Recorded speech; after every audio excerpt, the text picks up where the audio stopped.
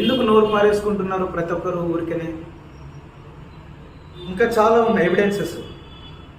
ఇవన్నీ చూసినప్పుడు అనుమానం వచ్చినప్పుడు క్లారిఫై కోసం అడుగుతున్నారు.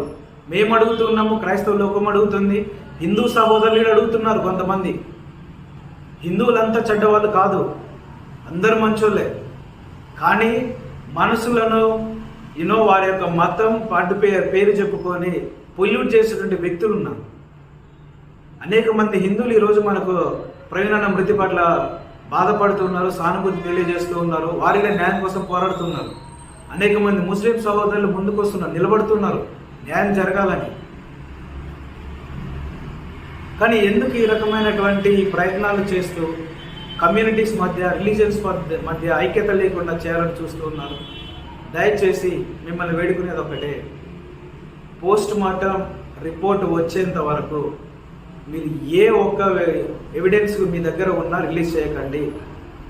పీస్ఫుల్గా ఉండండి. ఏ ఎవిడెన్స్ ఉన్నా పోలీసు వారికి తెలియజేయండి. పోలీసు వారు అన్నారు కదా, ఏ ఎవిడెన్స్ ఉన్నా మీరు సోషల్ మీడియాలో పోస్ట్ చేయొద్దు, బయటికి తీసుకురావద్దు, మాకు కలవండి, మాకు ఇవ్వండి అని మీరు ఎట్లా ఇస్తారండి? లైవ్లో ఎట్లా చేస్తారు? మీ వల్లనే కదా ఇప్పుడంతా ఇవన్నీ అనుమానాలు కానీ ఇవన్నీ కొట్టుకు చావడం కానీ. దయచేసి పోలీసు వారిని గమనించవలసిందిగా కోరుతూ ఉన్నాము. మాకు మీ పట్ల పూర్తి నమ్మకం, విశ్వాసం ఉన్నది, మీరు న్యాయం చేస్తారని. ఎందుకంటే దైవజనుడి విషయమై మీరు పోరాడుతూ ఉన్నారు. దేవుడు తన పక్షంగా ఉన్నాడు, మీరు దేవునితో కూడా పోరాడుతూ ఉన్నారు.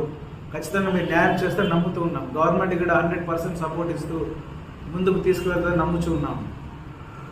దయచేసి ఇలాంటి ఫేక్ వీడియోస్ మీరు పబ్లిసిటీ చేయకండి. బాధాకరం ఏంటంటే కొంతమంది దైవజనులు కూడా ఆయన తాగేయడం అంటున్నారు. మరి ఎలాంటి ఆలోచన కలిగి ఉన్నారో మీకే తెలియాలి. మీరు దైవజనులు కదా, అయితే మీరు తాగుతున్నారు ఇంటర్నల్గా. అన్న బహిర్గతంగా తాగిన మీరు ఇంటర్నల్గా తాగుతున్నారా? మీరు నిజమైన దైవజనులు అయితే తాగరు కదా.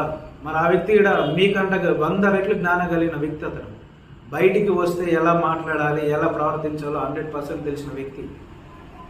తన వస్త్రధారణలోనైనా, మాటలోనైనా, ప్రవర్తనలోనైనా చాలా జాగ్రత్త కలిగి ఉండే వ్యక్తి ఆ వ్యక్తి. అందరి హృదయాలను గెలుచుకున్న వ్యక్తి.